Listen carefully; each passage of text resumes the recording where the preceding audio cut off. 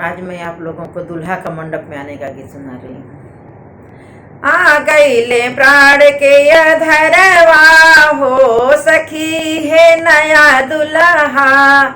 आ गईले प्राण के अधरवा हो सखी है नया दुल्हा। हमरे ही बाबा के ऊंची चौपैया, हमरे ही पापा के ऊंची चौपैया।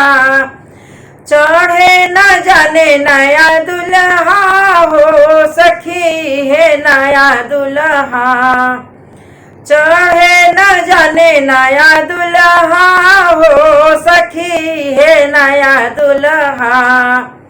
आ गईले प्राण के अधरवा हो सखी है नया दुल्हा। आ गईले प्राण के अधरवा हो सखी है नया दुल्हा। सोने की थाली में जेवना परोसली, सोने की थाली में जेवना परोसली। जेवे न जाने नया दुल्हा हो सखी है नया दुल्हा। जेवे न जाने नया दुल्हा हो सखी है नया दुल्हा। आ गईले प्राण के अधरवा हो सखी है नया दुल्हा। आ गईले प्राण के अधरवा हो सखी है नया दुल्हा। हमरे ही चाचा के ऊंची चौपैया, हमरे ही चाचा के ऊंची चौपैया। चढ़े न जाने नया दुल्हा हो सखी है नया दुल्हा। चढ़े न जाने नया दुल्हा हो सखी है नया दुल्हा। आ गईले प्राण के अधरवा हो सखी है नया दुल्हा। आ गईले प्राण के अधरवा हो सखी है नया दुल्हा। सोने सुराही गंगा जल पानी, सोने सुराही गंगा जल पानी। पिए न जाने नया दुल्हा हो सखी है नया दुल्हा। पिए न जाने नया दुल्हा हो सखी है नया दुल्हा।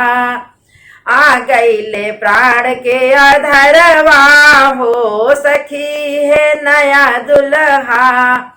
आ गईले प्राण के अधरवा हो सखी है नया दुल्हा।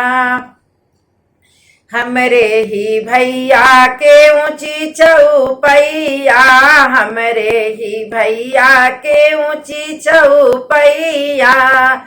चढ़े न जाने नया दुल्हा हो सखी है नया दुल्हा।